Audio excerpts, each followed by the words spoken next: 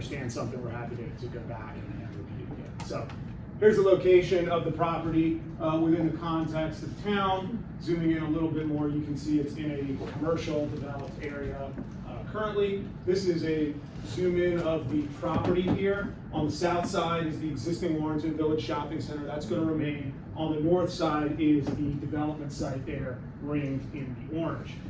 We've split our proposal up into 3 blocks, 3 different elements. And each of these elements, and we're going to talk about this a little more as we go forward, is a building and housing typology that does not exist in town today. So the first of those blocks is the multifamily. It's up to 320 units of multifamily apartments. The second block is up to 26 units of townhomes there on the east side.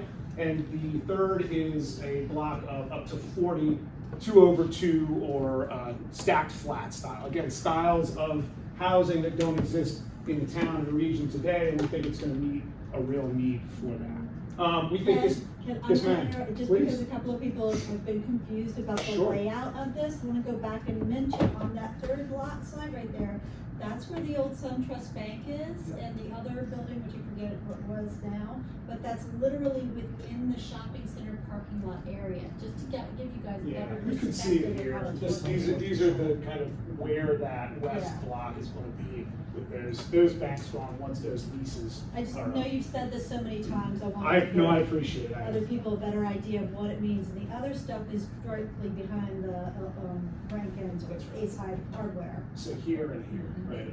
If you go to the next one of the things we're always trying to do is to create this mixed-use center, and it's difficult because there's already existing commercial tenants there, and we don't want to disrupt them. So obviously there is the vacant land to the north, which is where the majority of the development is, but then there's other components that we're including to really try and bring some more of those residents and some of that activation down into the center itself. So as Melanie said, this section here, which we're calling Block 3, which is a mix of townhomes, mostly 2-over-2s and a little bit of townhomes, is going to be pulled down into what's currently parking lots and the bank building and the vacant building. And as well as this large central, we're calling Central Plaza, will be developed first, along with the apartments, and that'll include a new green space, a splash pad for kids. It'll have a small area there that we've designated for future commercial. We've already started talking to a couple of different possible tenants there, coffee shops or burger shop or ice cream shop, things of that nature that will be a good place for families to go, have outdoor seating, splash pad, green area, just try to really kind of activate it. Also, this will be available for the tenants to reserve if they want to do activities, things like that, markets, farmers markets, things like that. And in addition to that, there are some other open spaces associated with this multifamily product here that we think are going to be great amenities, not only for the folks that live here, but for the people in the surrounding area and the rest of town. So we talked through each of these blocks, generally kind of what's being proposed. We think that this proposal brings a lot of benefits, not only to the town, but to the region. We will talk about each of these elements individually, but just very quickly, we believe it advances all the goals of the Plan 2040, Warrenton's comprehensive plan and its character districts. It provides much needed housing supply, there is little today, and it provides needed housing typologies that don't exist today.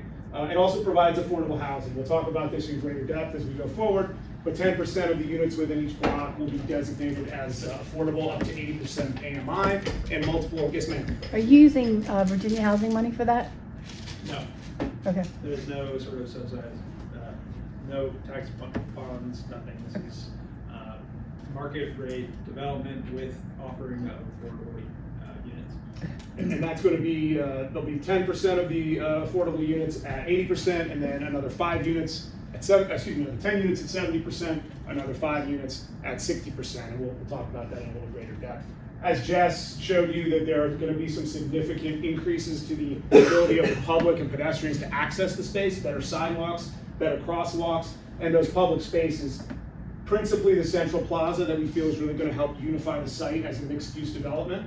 Obviously, it's going to result in increased patronage, not just for the shopping center next to which it's located, but for the entirety of the surrounding area. We'll talk about the importance of that to Warrenton's economy, and then a projected positive net economic impact just from the residents that would be coming there, not taking into account all of the increases to other businesses in the area.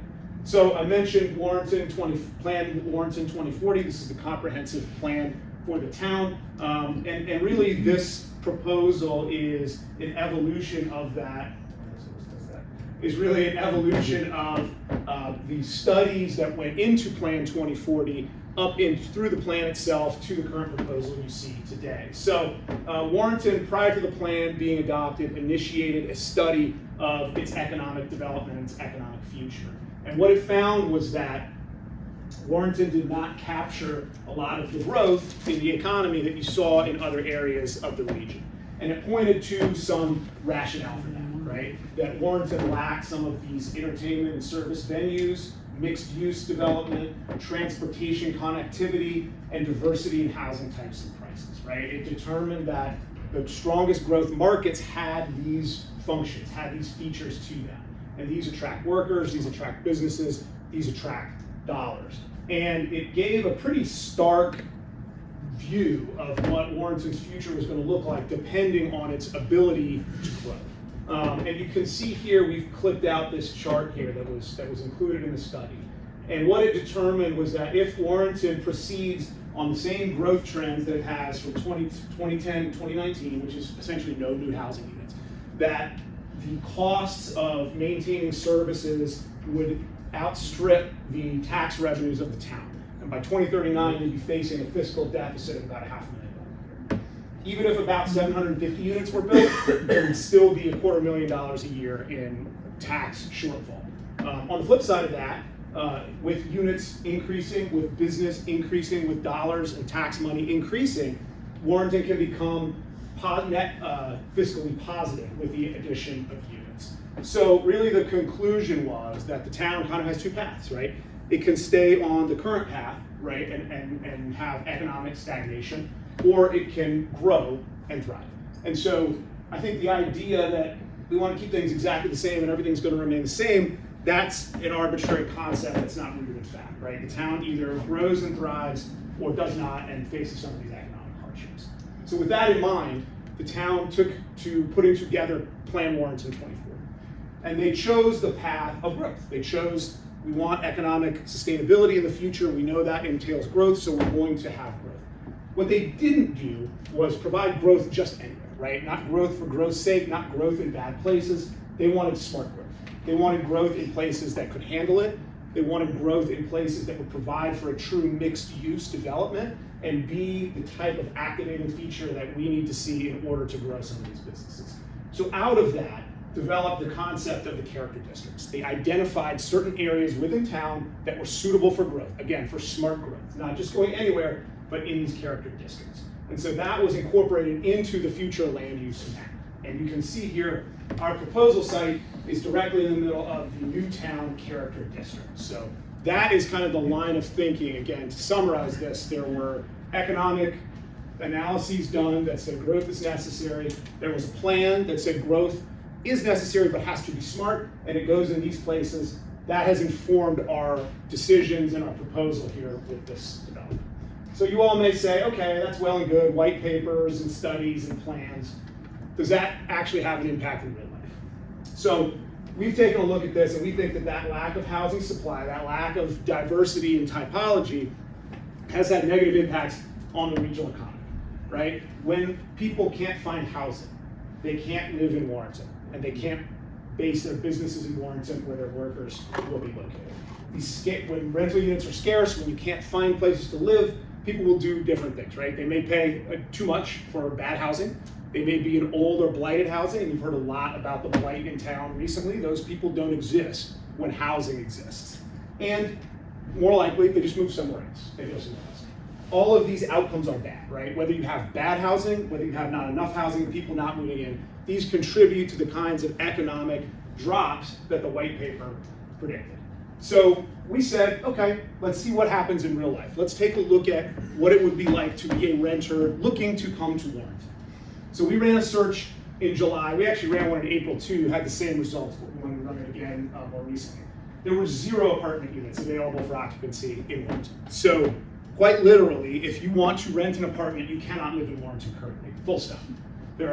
You can see here what buildings are available. Only 2 of them are not age or income restricted. Just one. Just one, excuse me. Okay, all right. So you have one that's not age or income restricted. You also see the age of these buildings when they were constructed. Not very new housing stock, even that which does exist. So we said, okay, no apartments. Let's look at rental houses. Still not very much, right? 10 rental units for occupancy. And you can see here 1s, 2s, and 3s. Jess, I'm pretty sure that's not a typo for the one bedroom availability. The average year build is 1891, right? 1918 for 2 bedrooms and 1997 for 3 bedrooms. That is very little in terms of rental housing stock, and that which exists is not great. You could potentially buy something, right? That's another option, right? If you have the wherewithal, if you have the down payment, the credit, the ability to buy something, there's not much available to buy either, right? One single 1-bedroom house built before the U.S. entered World War II, and it's 564 square feet. 564 square feet and $250,000. Nothing in the 2-bedroom range. And then if you take a look here, there are a couple housing units available. There are some, average year 1966, you're still paying $660,000. Somebody wanted to buy it would have to muster, 130,000+ for a deposit. And then some 3 bedrooms that are available, built more recently, but you're looking at $700,000 purchase prices. So this is what the housing situation is in Warrenton today. This is what the white paper talks about, but I don't think you need to be an economist to see that that's not a healthy housing environment and not good for business. So, as the white paper points out, when people can't find housing in Warrenton, right, the services and the amenities that the community wants can't be achieved because you can't grow your tax base. And Warrenton is, as I'm sure you all know, different than other jurisdictions, where the majority of Warrenton's tax base is not made up of property taxes, it is made up from sales, use, and hotel taxes. That makes creating customers critical. Without customers, you do not get taxes. Without housing, you do not have customers. It is a downward spiral that we can see happening already. So, and this is borne out in jobs numbers. You can see here the growth in jobs in Warrenton over the last couple decades. Pretty significant growth. These are 10-year tranches, so that's why they're so high. But then you see going forward from 2010, over the last 14 years, 13 years, it's very little. And it's actually 1/5 of what the region has done as a whole. So you can see these impacts of not having enough housing in real time. Jobs are not going up at the pace they need to. Again, that's going to affect the commercial tax base. That's going to affect the overall taxes that are collected.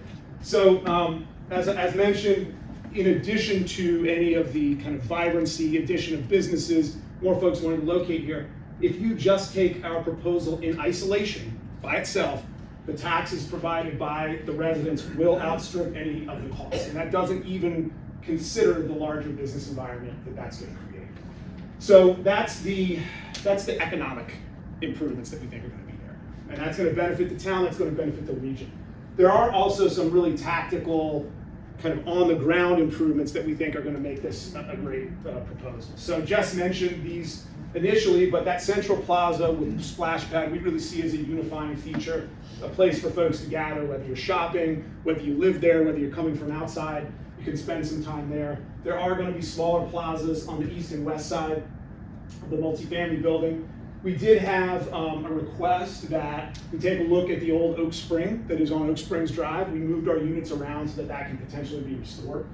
We're going to have a dog park and a picnic area. We're also exploring a tot lot in this area to provide some varied opportunities for recreation. As I mentioned, it's going to enhance the pedestrian environment dramatically as well. We're going to add crosswalks. We're going to complete the outer ring along Warrenton Village Center and create this internal pedestrian system that's going to make things a lot more pleasant to walk around in. I want to show you a couple of renderings here. You can see where this is located in the view we're looking at, but this is the central plaza we talked about, the splash pad, and the coffee really kind of set right in the middle here where all the action is going to be, again, whether it's the residential or the commercial. A couple views, you can see the proposed units there in the background. This is the splash pad up close. As Jess said, we're in talks with a potential retailer in there, which we're very excited about. Some views of the existing center. This is a slide I really like because it shows how little changes to an environment like this can make a big difference in the pedestrian experience, right? Adding these bollards, creating a curb that's flush with the street, and changing the materiality, that really makes a difference when folks are walking and want to be moving around. Yes, ma'am? Can you go back to the slide where we could see it in the background? 3 or 4 slides back. This one? No, keep going. Well, no, it was one where you could actually see the current shopping center and your buildings. This one? No, it was back. That one here. That was one, there was another one that was even bigger. This one? No, sorry, but it showed how much taller they were than the other buildings. Well, that was the apartments. Or whatever they I were. think back like 3, maybe 4 or 2. That one. That Yeah. one, I mean. This is also a bird's eye view came from above, so this is not a view that you would see from ground level. Oh, is that higher ground or? This is just To in the render. computer software, they just push it up, so it's as if you're in a drone. As if you're in a drone, yeah. Oh, well, I wouldn't know what it's like to be in the The Hot air next- balloon. The No, next no, couple no, I are more wanna be- representative though of Pedestrian from the experience. pedestrian experience.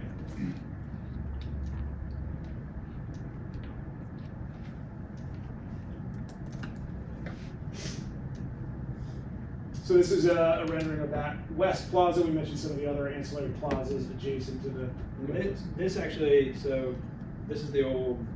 You're right. You wanna the talk old about the old architecture. one? Yeah, so one of the big changes we made through the planning commission process was to revise the architecture. There were some comments that this style, which we had initially, was too modern, didn't fit in with the fabric of the town. We heard that, we went back to the drawing board, we delayed our planning commission hearing by a couple of months to get this right and to revise the architecture to something that is more traditional with pitched roofs, some more muted tones, and some more natural materials. Again, this is the old skin that not what we're proposing today. So as I mentioned, there have been a number of meetings here that we've attended, and we've heard concerns, right? Not every development is going to be the right development, right? You don't just say, hey, there's growth in the place where we want it, boom, we're done, rubber stamp. We have to address all the potential issues that may come up, and we've spent a lot of time doing that. So you can see here, this is our schedule, what we've done. We've been meeting with staff since 2019 about this, refining the plan, talking about what they'd like to see here, how to conform with the comprehensive plan. We've had a number of stakeholder meetings in that time as well. We didn't file this until 2022, and during that time we had discussions, again, meetings with stakeholders, refining the plans, and we didn't kick off our public process, you can see, until the beginning of this year, until 2024. We went through 4 work sessions with the Planning Commission, as well as a public hearing where we heard a lot of comments, responded to issues, made changes. We've gone to 1 work session with the council thus far. We will have another one next week. And I also want to let you all know that, if we were to be approved by the town council, we would be here. And we're not going to start moving dirt and throwing buildings up the next day. There is still a significant amount of time in the permitting process before any of these can go forward. So I show you this to show you that we've had a lot of discussion, a lot of review of these issues, and also that this is another step in what will continue to be a pretty long process.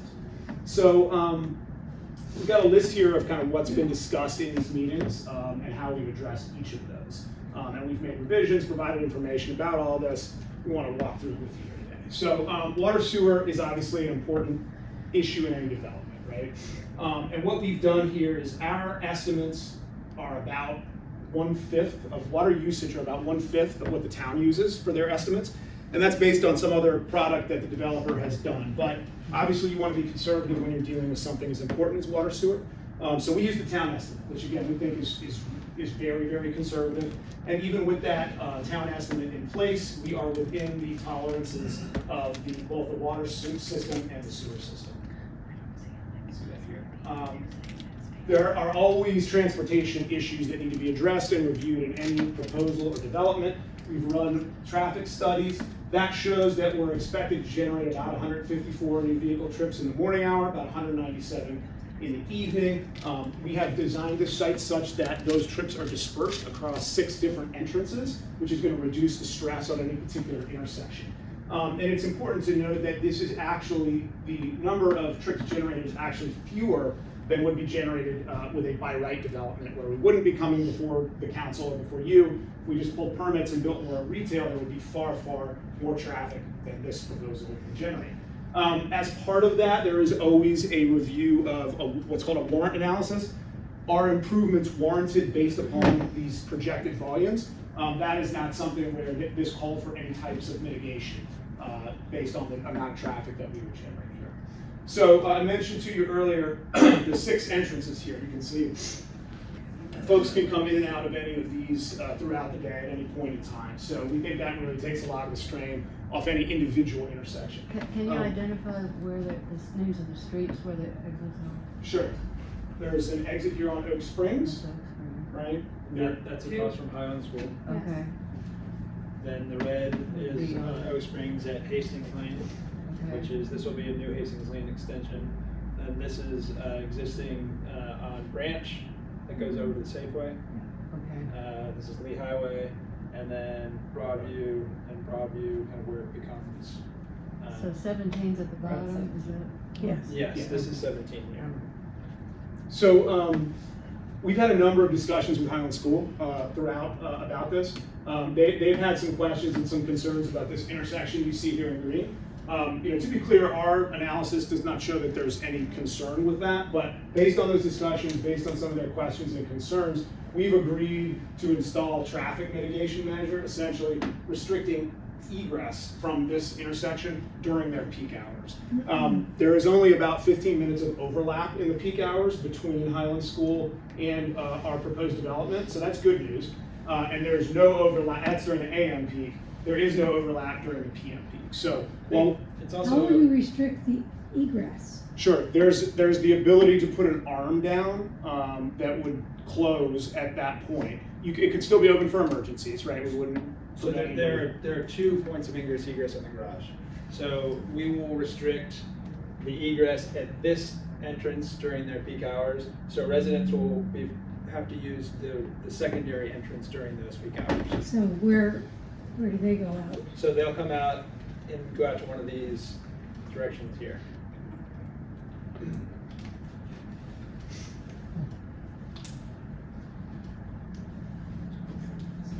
So again, we also think that this is really going to be, again, the strain on this intersection such that it exists will really be reduced by the fact that there are 5 other intersections that can be used. I think traffic, I've heard it said, traffic is like water. It's going to take the path of least resistance. If people think that there's a problem up here, they're going to go a different direction. We think that. And also, so we had our own independent traffic impact analysis, which is the results of what you're seeing here, that show that there are no significant concerns being created, no improvements warranted. But then that also goes to the town, and the town hires their own traffic consultant to do the same study, and he agreed with everything that we proposed in our determination. He confirmed all of the results of our analysis. Did they do the peak on Broadview when 17. everybody's coming home for 211? Because that right now is a cluster at 4 o'clock. They studied all the intersections around here, and we have a traffic consultant that can speak way more intelligently about it, but they studied every single point around the entire shopping center. I'm not sure if that slide's still in here, but it shows all this, it might be now, it might be. So that's with respect to the vehicular traffic. I mentioned pedestrian connectivity too. We think the walkability of this site is going to be a great enhancement, not only for the folks who live here, but for people who come from the outside. And we heard from people at Highland School, hey, our kids sometimes walk across the street to the shopping center. We'd like a safer crossing here. The ability to get into that center with crosswalks safely is going to be a really nice improvement for folks. So again, this just to summarize, as Jess mentioned, we ran our own traffic analysis. It was confirmed by the town's traffic analysis that no mitigation measures were warranted based on the number of trips that this would create. We have a street grid that allows trips to disperse in a way that they're not going to get concentrated in any particular location. Despite all of this, and despite the fact we don't think that it's necessary, we're happy to accommodate our neighbors by putting in that traffic control device during the Highland School peak hours. Quick question, Yes, ma'am. how do you compute the number of cars being driven? Is just you go through the people living in the apartments? But you can't really compute who's coming into retail or for fun or anything? I mean, how do you figure? There are, and this is, I'm not a traffic engineer, I'll caveat this with that, but there are formulas and studies that have been used for decades that every development uses in order to determine these things based on the uses, based on the density, and that are industry accepted processes. And then we get the double check from the town, right? Because you can't just rely on what the developer says, it needs to be double checked by an objective party.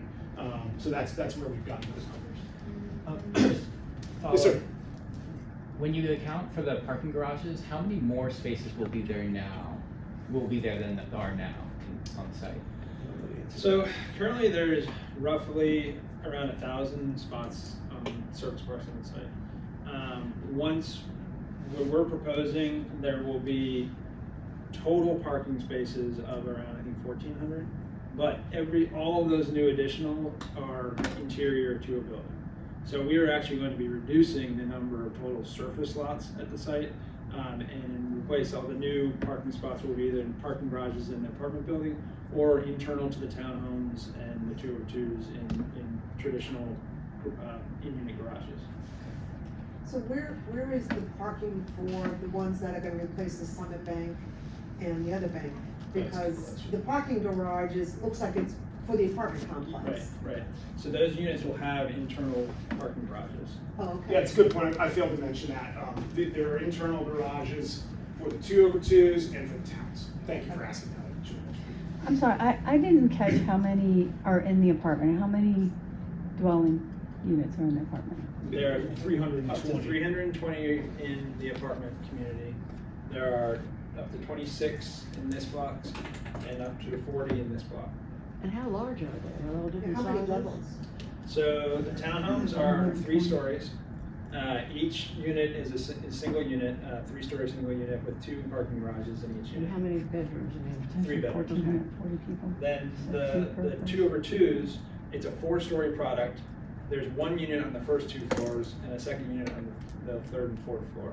And how many- Those are both all 3 bedrooms as well. 3 bedrooms. So I do a calculation of just 2 people per unit, and I get 1,440 pedestrians. That's just based on two per unit. So typically in our communities, it's about 1.5 per unit. Was there any kind of analysis as to, with all the new people moving in, how much of a police presence we're gonna have or increase how many police officers to the community based on this? They have to do an analysis. We don't do one specifically of police. There's an analysis of the services overall, right? What increased services are, and that was part of that net fiscal impact I mentioned, where the additional costs to accommodate these citizens versus the tax revenue that's generated remains on the net side. So I don't know that they broke out police. Is there a specific reason you have a question Just about because we have a those? very small force. Okay. And the plans have already gone through review of the fire and the police department. So they provided a long list of comments along with zoning, along with planning. And that was an iterative process through, I think, 4 or 5 submittals that we would get 100 to 200 comments with each submittal. We put revisions to the plans in order to incorporate those and then resubmit. So that's kind of why this process is taking so long, is because there's a lot of different departments that weigh in and provide comments. Can I ask what comments were provided for water and sewer? Because we are always hearing that our sewer capacity is failing, and yet we're asking them to increase it for 720 more units. So, I mean, is the infrastructure there? Right. Well, I would say 2 things about that, right? One is that it's failing without adding any units, right? Right. So that bears out the question of, can you afford to maintain your infrastructure with what you have now, right? Without increasing your tax base, right? That's your infrastructure is aging, right? It needs to be enhanced. You need money to do that. You need increased tax revenues to do that. In terms of the overall capacity, we've had multiple conversations with town staff. Steve Friend, who runs that for the town, has done his analysis. We have come out within the levels of tolerance. So not just below the capacity, but below the expected tolerance, right? We're not as though we're at the 99th percentile, right? It maintains a buffer. Yeah, and they've done exhaustive analysis on this. And neither of us are experts on this, but basically our project has been included in what they are planning for their water capacity over the next 5 years. It's one of a couple projects that have been included, and they are assuming that it is going to be built and that there's going to be water sewage consumption from that project. The projected levels of increase, they basically have, there's a capacity level, and then what they say is their acceptable level is 80% of what the capacity is. And even with our project, it's still under that 80% acceptable level. Let me ask you this, are you guys giving any proffers to improve the water and sewer? We provide meter and tap fees that are in line with the local policies. So you guys are not providing any? No, those meter and tap fees go to that fund. There is a fund that the town has. I'm aware of the Right. town, believe me, water and sewer I've been aware of since I moved here in 2002. But are you giving any proffers to the town? There are no proffers for water and sewer other than the tap fees. Are you giving any proffers to the town? So there are no proffers associated with a special use permit, right? There are conditions of approval, of which we have many. We are providing benefits as part of those conditions. Those are kind of what we talked about in the slide earlier. Go back to it. And there's a long list of conditions, including that it's going to be National Green Building certified, including that we're only going to use low flow fixtures, so that there will be a certain number of electric vehicle charging stations. So there's lots of conditions in that vein that they're not proffers, and proffers aren't even legal. Proffers are for rezoning, not for, that's a technical element, but they have the same function. Same function, yeah. Yeah. I came from Maryland back in 2002, and that's the word that we Yeah. always use, and Oh, boy. it's a word I constantly I used to do still. zoning work in Maryland. There's a reason I don't do it there anymore. So. Yeah. I think it's a good point too to call out. It's the anticipated tax benefit of this project that is therefore going to fund, what is clearly an infrastructure from a sewer perspective that should have been addressed a long time ago. We can all say we need to address it, but of course we say who's going to pay for it. So I wouldn't say necessarily a proffer per se, but what if we were to dumb it down or distill it down, this project is going to help financially support the modifications necessary for the entire community from a water and sewage perspective. Is that the fair? Said it better than I did, Alan. You should be up here. No. And another thing, you mentioned it before, we did a study about water consumption in our communities in Virginia, and on average, the consumption per day per unit is 78 gallons. And what the Public Works analysis, it assumes that every unit is going to use 300 gallons a day. So it is way over what we actually use in our, and even with that, using that 300 gallons a day, it's still under what they see as the acceptable amount of their capacity study. Except for the water part. I had nothing to do with that. That's a whole other can of Great worms. water. Okay. That's good. So another question related to schools. So there's a formula again by which the number of expected students based on the unit type is calculated. We calculated those out here. 64 from the apartments, 16 from the town, or the 202s, and 14 from the towns. 94 proposed students. It also allocates them between middle, high, and elementary. Again, like the water study, this is Fauquier County's calculation that they require. What we see in our data from our communities is way fewer school-age children than this. I don't disagree with you on that one, because I actually went to a dinner and had a big discussion about where our population for the schools are, and we are trending down, and I think we're going to be continuing to trend down, because if you look at 40-year-olds and under, they're not having kids. You're right, and we were actually kind of surprised by how unfull the schools are Yes. here. Yeah. How much capacity there is, I guess I should say. So It's even with trending these down. calculations they provide us, which we feel are going to create or result in way more students than will actually be created, there is a significant amount of capacity available left at all school levels. Yeah. Way more than we anticipated. So what we did, or you Yeah, so we just took the projections right out to 2030, and for each school, we picked the school year that would have the smallest level of capacity, right? So for the elementary school, that's in 27, 28. It's this coming year for the middle school, and way out to 28, 29 for the high school. And we looked at those numbers, so basically the worst case scenario in terms of capacity, our students don't even make a dent in that shortfall. Yes, ma'am? In terms of capacity, is that capacity of the physical building or the teachers that are there?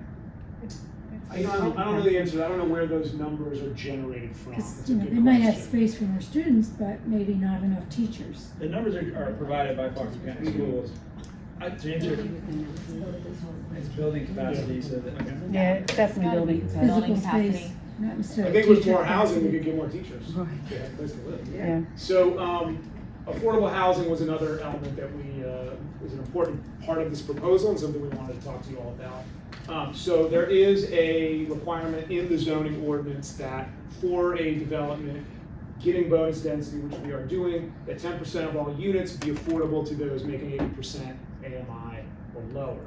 And these are using numbers, income and rent limits defined by the Fauquier County Area Median Income that's published by HUD. So that is essentially our baseline, right? We're required to do 10%. We're gonna provide 10% within each block that are allocated as affordable. So we'll have some in the townhome, we'll have some in the 2/2, we'll have most of them in the apartment. And in our meetings with our partners and stakeholders, we got the message that, hey, doing the bare minimum is not enough. You need to do something more. So we've upped the ante on this. We've added an additional 15 units in addition to what's required. And so we have a greater number of units, and we've also added those units at deeper affordability levels, with 10 units at the 70% AMI and 5 units up to the 60% AMI. Those will be located within the multi-family.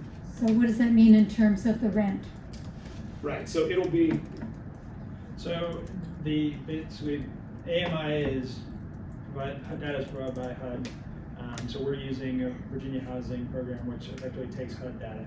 And it says that at each of these income levels, at 80% AMI, 70% AMI, it sets And the a, AMI is set based on the whole based on DC metropolitan area, so Correct. it's a higher Yes, correct. income. And how do you administer it? People give you paperwork and say, this So, is what I made? again, what does that mean? They submit in terms of- paperwork. Yeah. so that's So something. we qualify, regardless of whether or not it's an affordable unit or a market rate unit, we still have to qualify all of our residents. So we'll go through the same process there, where yes, their income will be checked. They will have to be under a certain level of income based on the AMI level, and then the rent is calculated based on that income limit. So essentially, the way HUD does it is that they designate a third of your total income should be spent on housing. So that is how they set the rate. So if there's an income cap of 80,000 a year, a third of that they're saying will be allocated to housing, and that's how they calculate the rental rate. So, do the math.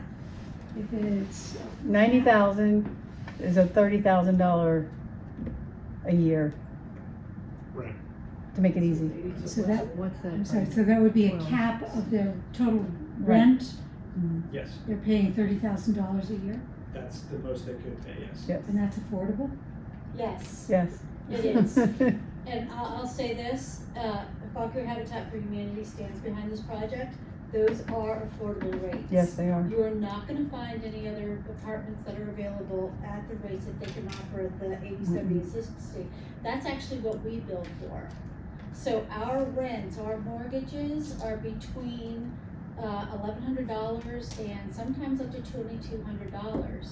You will not find other apartments available at a lower rate where you're getting a 12 or 13 or even a 16 or $1,900 rate. If you wanted for example, $1,200 mortgage, you're not gonna be able to, and you're making, say, $52,000, you're not gonna be able to afford anything more than $252,000 as far as your house is for sale.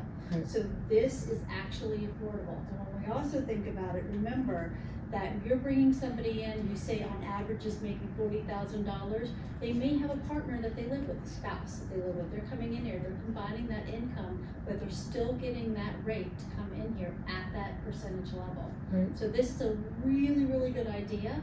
Moreover, this gives an opportunity for our workforce, our teachers, our firefighters, our EMTs, to come in and find a place to live and walk, and for our children who are in their 20s and 30s and coming back here to have a place to live. So really what this is doing is dispersing who's already here into their own livable units. And yes, it is more affordable than what you will find in any private landlord situation in this town. I would 100% agree with her.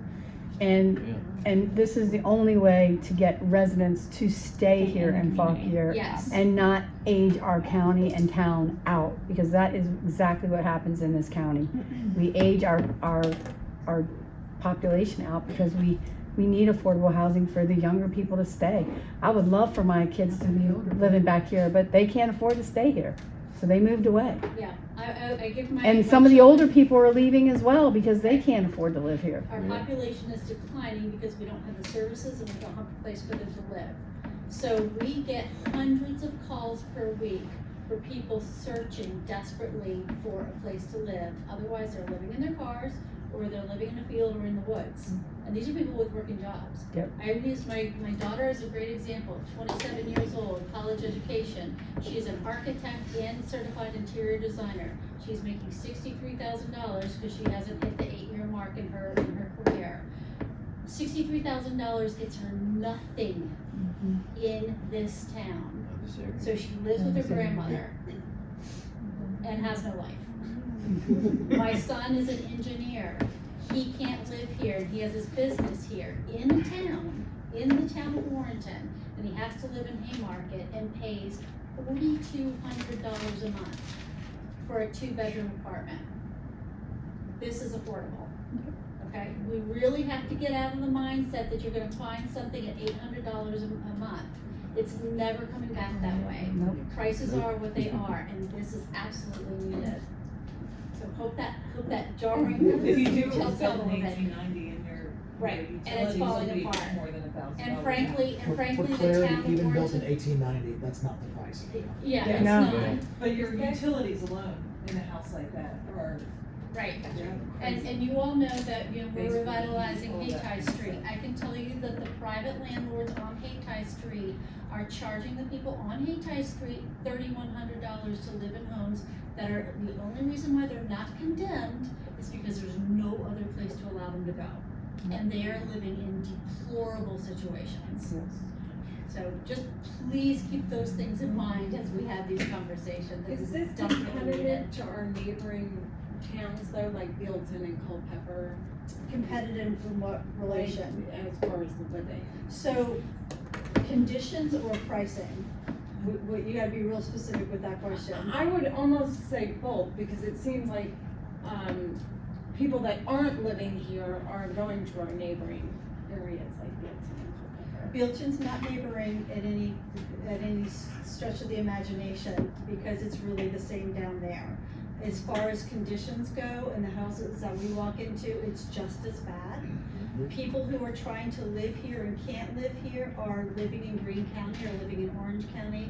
Cannot find anything in Front Royal or Warren County and live in West Virginia. So we are kicking out our own families here. There is no place to go. And the lines between Fauquier and Culpeper, I feel are bleeding. Yeah. And they really are. We both live in they are. Culpeper, and Yeah. I mean, the affordability across It's the insane. line is just, it's tragic.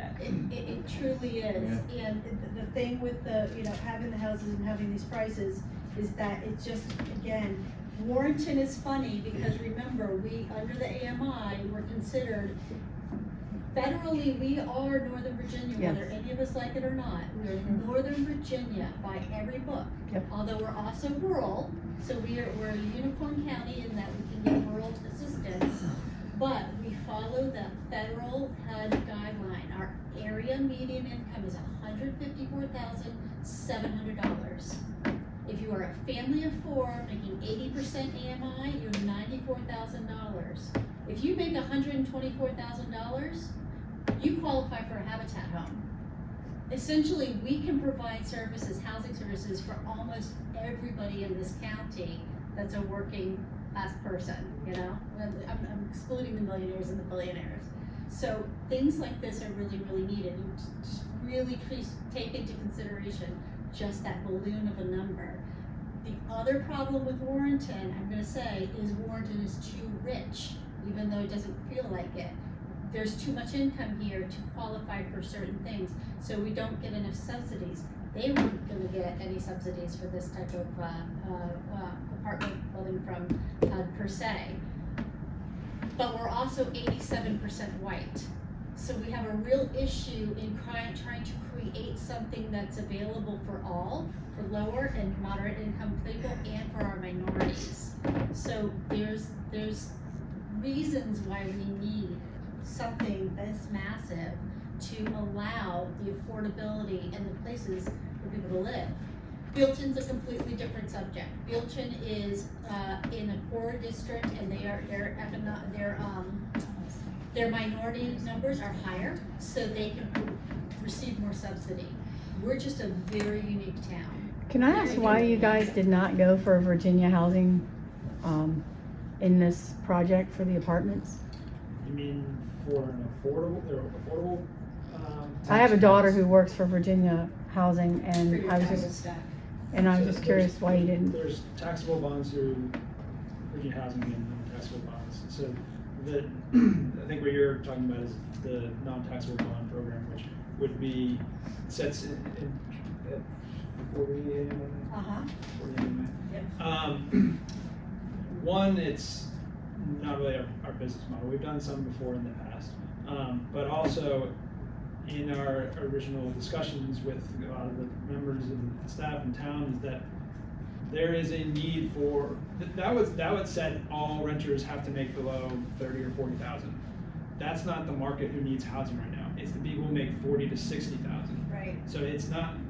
That wouldn't be meeting the demand of what the market wants right now either. It's trying to find this middle area, not the super low, not the super high, but this middle area is what's really needed.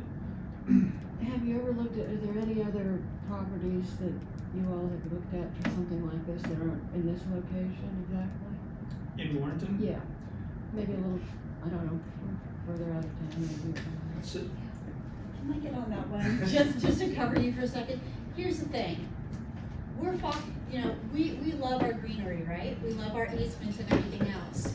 There's no reason to subject folks to say, you've got to go live somewhere else if you're gonna have that type of situation. I don't mean like hundreds of miles out of town, I mean like 3 or 4 miles out of town. Again. You don't have the you're- services. What that does is it creates a racial bias, and it creates a racial bias, not number one, but number two, an economic bias to say, you're not worthy to be in this town. What this does is it allows us to build a place that's a walkable community, easy to get to the services, and you're in the service district. A service district itself is created specifically for density. That's Right. why you have them. So when we keep our services here, we create that walkable community here, you're saving our larger open landscape that we so treasure. Where does the service district, where are the boundaries of it in Warrenton? You can look on the town. Yeah, the Yeah, town yeah, of remember Warrenton. too, the service districts in this county represent 9% of the acreage, which Right. is enormously low. Yes. Yeah. So we have an exponentially high percentage of green areas that are not serviced by existing infrastructure. Right. You gotta remember that 9%, that's a very, very, very low number. we also want to create something that is unique and new and fresh and something they're going to be excited about. And that means something that's walkable and is going to be a boon for the local commercial. If we were to go put this community out in the rural area, one, that's environmentally impactful, and two, it's not creating something that we think that's going to really benefit the community. And everybody has to remember, we don't have service districts that can do these kind of projects outside of these service areas because our water and sewer is limited. You can't put an apartment building. You can't put this on a well and septic. Yeah. How you gonna pay for it? Yeah. Raise taxes. Sir. unfortunately, So you with do this, that. with the affordable loans, Have which is the not service doing it through a charge rate. VHD or a grant, is there a deeded time limit? Do these expire? 25 years is the time limit, which is, close to the useful life of a building. And I think that also brings up an important point, right, is that not only are we doing this for folks today, this is gonna continue for 25 years. This is gonna buffer those changes in rents as things go by having that AMI cap that stays in place for that. So I think it's important to not only look at what's happening today, but the timeline of what this is gonna do. When do you expect to break, if it's approved, when would you break ground, when the stuff starts happening over there? So we anticipate, if we were to get approved next week, we anticipate it's going to take 12 to 14 months to get entitled, all the designs approved. So it's basically all of 25. So we would anticipate starting construction early 26. Because, they're doing the other one off Bear Wallow that's gonna be starting pretty soon, I think. So there's gonna be a lot of construction for a while in this whole area. Hard on some of us who are living there, but, I mean, I'm all for affordable housing, believe me. I'm not rich either. this just seems like an awful lot in a small amount of area, but, let's see. Well, the town did their own housing market study along with that comprehensive plan, and we're Right, I short know. 6,800 units of homes in Warrenton, 6,800. We can attest to that. And it's, Yeah. yeah, it's unfortunately, we're now just catching up, and unfortunately, it is all hitting at once. Yeah, that's the way, I mean- it kind of feels like it's, but we'll deal with it. Well, it also, I mean, there is an emotional reaction when you see a large project in a small area. But the alternative is we take those 386 units and you put them over 100 acres spread out in the country. And so, I mean, their infill development in a site like this is very appropriate and it's smart growth. Oh, I'm It also totally saves sure. water and sewer. It's just, you know, Right. we don't want it to They're become not just like Northern using Virginia, that that's why we infrastructure moved out again. here, so to try to keep it under control. that's Right. all. That's exactly it. In like Fairfax Corner. Is there Those an people live updated there. view of what they'll look They like? don't leave. Yeah. I wanna keep an eye on the time, actually too. like the first one. What's that? Do you have? It's I been don't know hard how to much make more- it. Oh, not too much. Okay, that's I'm fine, just totally fine, great conversation. Yeah. Not the expense of the project. Oh, perfect. There you go. Just what you asked for. So, architecture. Thank you. Great time, it's great stuff.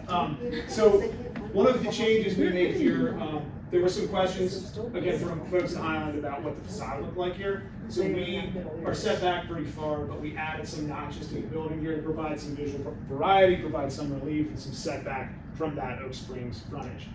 The biggest thing we talked about in all these meetings was the architectural style, right? We came with something initially that was pretty modern, right? Yeah. That was what we thought was the new town and what staff had kind of guided us to. We heard loud and clear that this does not fit, right? And that we need something that is much more in keeping with the character of the town. So we went back to the drawing board, we redesigned the whole project, again, spent a couple months doing that. And we came up with a style that we think is much more reflective of the style of the town. We still want it to be something that's new and fresh, but also incorporates a lot of the kind of, like you said, sloped roofs. We're pulling a lot of the masonry from the existing commercial center, trying to simplify things too. There was a lot of different materials in the old one. This one has been simplified. There is, some sort of equestrian sort of motif that we've tried to adhere to, especially more on the inside of the building, but things like the light fixtures and there's some wood paneling and things like that that are kind of trying to be a nod to the rural surroundings. And here we just got each view showing the initial kind of architectural option one, what we started with, and where we've ended up. So there'd be that much green space around it, what you're showing, is that the way to look? Yes, there's significant setbacks. Oh. What's the, You can what's see it the, here, I mean, and part of it is this is a really big site. Oh, go ahead. They, depending on where you are, anywhere from 50 to 80 feet. that was my question. From, this is Broadview. This is from Broadview here. Yeah. Oak Spring here, but it is sometimes I'm fooled by this plan because it doesn't look like a lot of green on that plan in the top right, but this is a really big site. So these are actually pretty significant buffers. What's the height of the building? So it's 3 stories up along Broadview here, and then it's as you move down the hill this way, it increases to 4 stories. Due to the topography of the land? Here's the How long does it take to build this? two. So the main block, the apartments, will take 24 to 26 months. So that's the end of our presentation. We appreciate everyone's attention. Obviously, we can stick around and talk for as long as you all want about it. We did want to please ask you to come if you support this. You heard some of the arguments against it, right? There are folks who think this isn't consistent with the comp plan and that traffic and water and sewer haven't been addressed. They've been addressed. I'm here to tell you now that's what the facts say. We need you to come and remind your council members of that fact. We can see here it's on Tuesday at 6:30. Please come. I don't know if there'll be a separate citizen time or if it'll be just the general citizen time. I imagine it will be its own, but we'd love to hear your perspective as business owners, as people who are invested, who care about the town, who understand some of the needs we've got here. And thank you for your attention. Really appreciate it. We can certainly keep some Yeah, questions absolutely. going. Yeah, happy to Absolutely. chat. There's a very good dialogue going on, so let's, if there's more, let's. We can't really stress enough how, if you are in favor of this and you're comfortable speaking, it really goes a long way if you come speak on behalf of this. At town council. And if you don't, an email or a letter to or call to your council member also is really helpful. What is their last statements to you that you have concern of? Say again, Like, sir? what's your feeling when you, like, the last meeting that you went to, what was your feeling, what were their biggest concerns?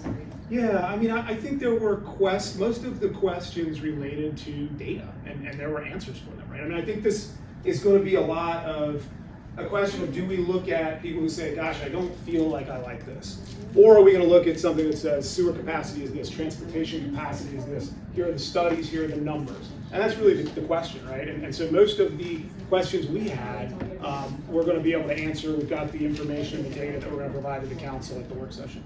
Did you feel like it was well received, since it kind of follows along with the comp plan that's in place? I'm biased, but yes. Okay. Right? I'm probably That's the good. wrong person to My ask commission thoughts. for the council. Yeah, well, I mean, we got unanimous approval from the planning commission first, and we've been speaking with town council members since the last iteration of town council members, so it's been a long time. There are people that are, there's both sides of it. We feel that we've made a very strong case and that we've brought most of them around to our side, and they can see that it is going to be a good thing for the community as a whole. There have been concerns along the way, and I feel like we have meticulously addressed all those concerns to the point where everyone is in line and happy with what we are proposing. I have a question. I see Galaxy Strikes is here. Have you guys interacted with long-term tenants in the commercial space, and how do they feel about this? We've held a couple meetings. I think 2022 was the first time you guys sat down with all of us. Yeah. So We were just opening them. Yeah, you had just opened. I remember going to your town council hearing. So that's how long we've been working on it. So we have had a couple meetings with the tenants in place, trying to. I mean, part of this whole thing was trying to figure out how to build this in a way that's not going to impact their parking, impact their loading, things like that. So it's been a bit of a puzzle for them. I don't want to speak for everyone, but they see this as a positive, in that they are now going to be 400 units of people who can now walk to their business. So leading to renewed leases and maybe filling up vacancy spaces in that shopping center that have been long vacant. Yeah, And absolutely. we're even looking into maybe expanding into another one as well, but I mean, we're very excited about it. And my husband and I wanna move closer into town to be right there with the business, and we're watching the home over at Evansville right now, but we're not in a position that we can do that. We're, they have a lot of bills with this bubble now they do. And if you talk to some of the restaurants, for instance, they'll say Friday, Saturday night are great there. Yeah. It's great. But then Monday through Thursday, there's nobody there. And so, but this, if we have people that can just walk down on a Tuesday and get a sandwich, that's a big difference. I think we'll get more businesses that will come in there and stay. And then also, it's nice, like when it is a snowstorm or something like that, hey, they can just walk, any of the businesses in there, if we can get in there and open, we'll open. But I mean, it's. That's the best part about living in town, is being able to go wherever you want to go without limitation. I'm sure it'll be a better variety of businesses too. I mean, Warrenton really lacks in retail and all kinds of. And that's where your So tax when base you is. have, and when you have a town center environment, some of the bigger names go there.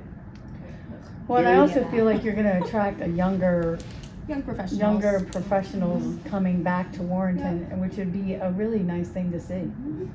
Well, that's your missing bracket. Yeah. I'm glad you mentioned that, because we do have, not on the private side, for you folks who are trying to figure out what affordable incoming is, I'd like to know what you think that number is. But there's lots of rent control for the lower end. It is the middle median group that is struggling. Yes.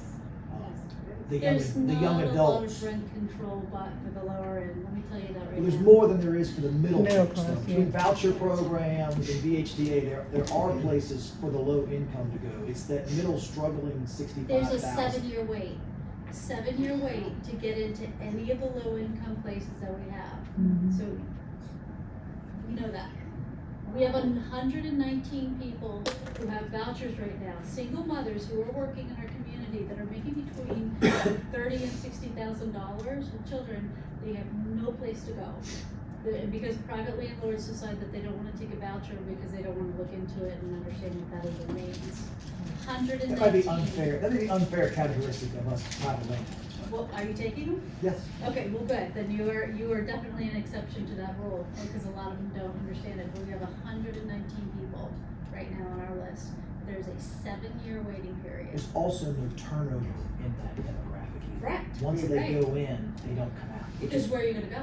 well, Yeah. we're back to that same Yeah. thing. That's why we Yeah, need this, perfect. which creates, which I might add, this creates a continuum of housing. This allows somebody to become financially stable and strong and save money to then purchase their first time home. Yep. And continue that movement, that's what we need to see, is the movement in apartments and the movement out into first time home ownership. Have you guys done any calculation on impact for employment? You've got, you know, maintenance, you've got landscaping, you've got management, you've got security. What? how You mean many- directly How many employing jobs? the- How many jobs would this project estimate bring? I to mean, the the big impact is not the direct employment at the site. At the site, there will be anywhere from 6 to 10 people full-time employed. That's between facilities management, leasing agents, things like that, landscaping.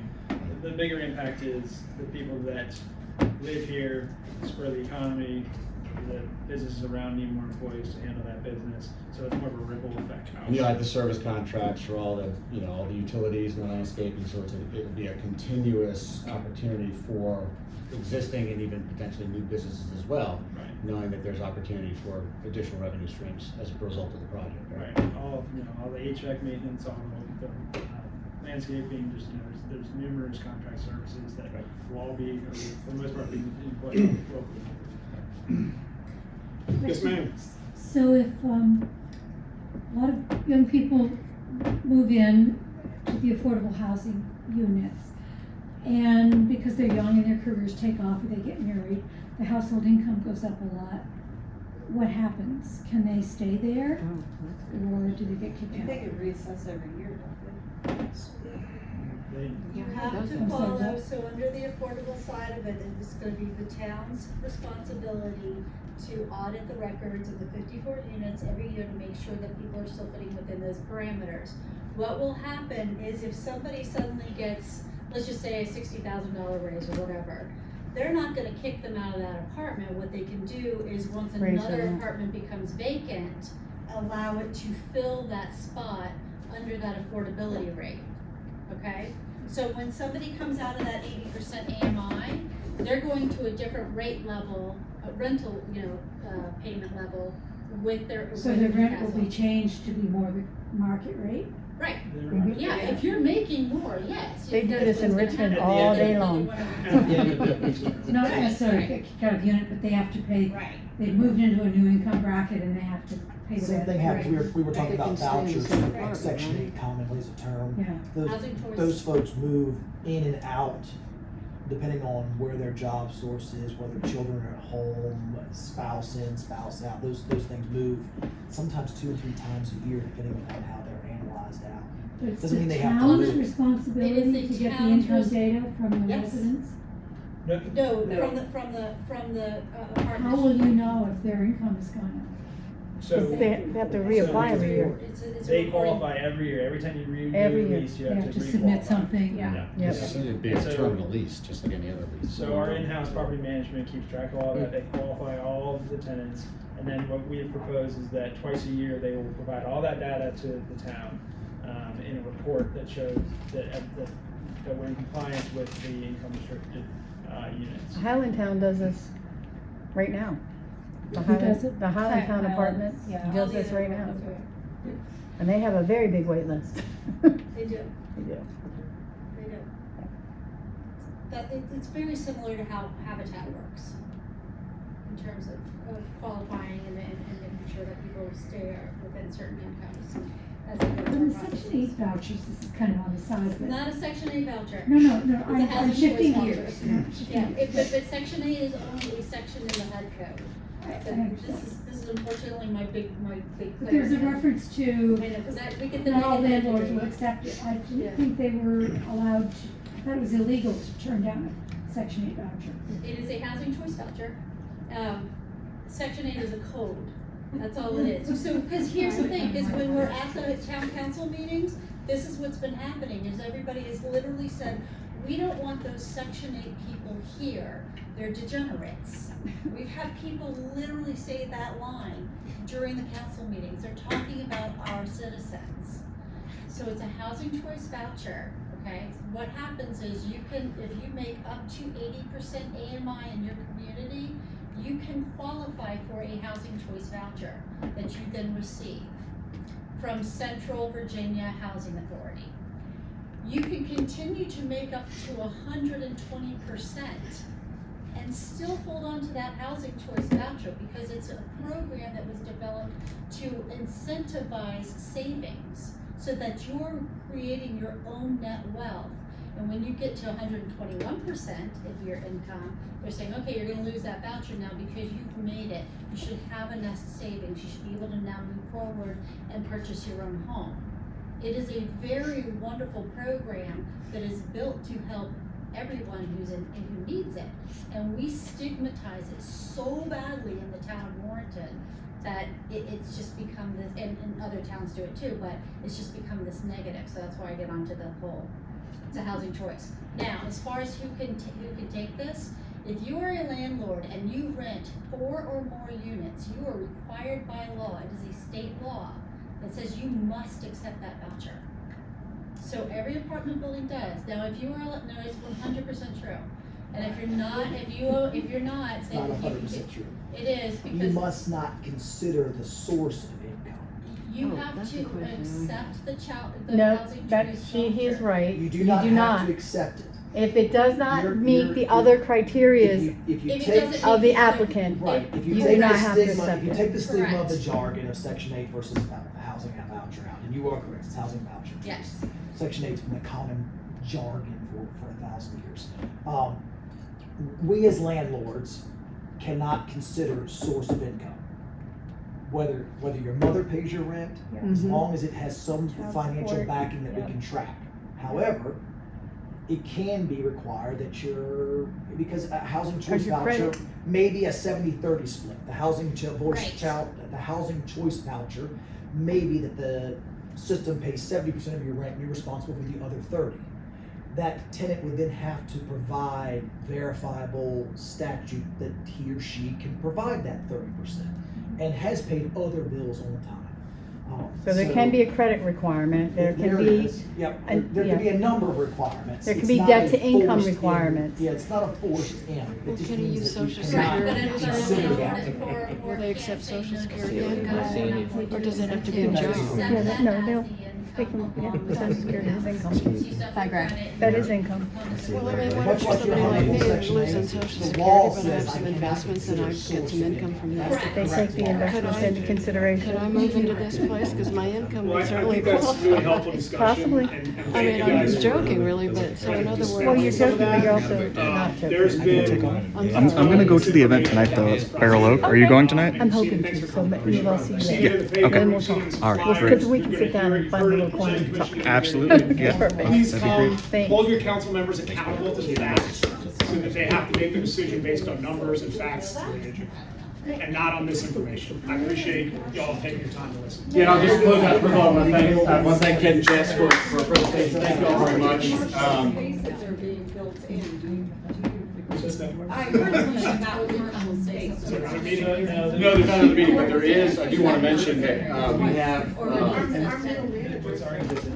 only new. So who are you all with? Ross Real Estate. So you're real estate, okay. And just because we're real estate agents doesn't mean No, we I believe in know. every housing project. I know. But Well, I think he may have changed my mind. I can't remember, because I live on Dover Road. I mean, I do rent now, just because I want to rent. I don't want to own anymore. Right. But between the Waterloo Junction and this, I mean, it's going to Well, impact my The life. town has just been so against so much for so long that I think that we're now seeing them playing catch up. That's unfortunate. That was, I was going to speak at the town council meeting, but I think I've changed my mind, because one of my things was it felt like it's taking on a life of its own. And it's like a rock coming down here, we can't control it, but I think it's going to happen. I think, and I think it's not a bad thing, because what you're doing is you're condensing housing in one area. But see, that's what I did, I mean, I've lived in towns before, I didn't want that look in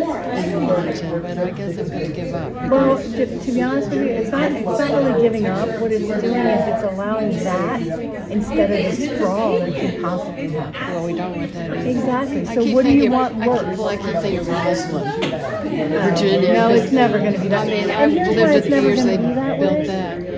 We don't, people have to understand in the town of Warrenton, we are limited to how much we can do at all costs because we don't have the aquapon feeding our water supply. Well, that was our big question, of what about water and sewer, because I know we're in trouble with our water system, but they've addressed that. I mean, they're gonna. The biggest thing you have to remember, it doesn't matter how much people want to bring these systems into the town. We're limited because we don't have water and sewer to the capacity of Roslyn. Well, not yet. Arlington. Yeah, maybe, We won't. maybe eventually, well, who knows, 100 years from now, maybe we will.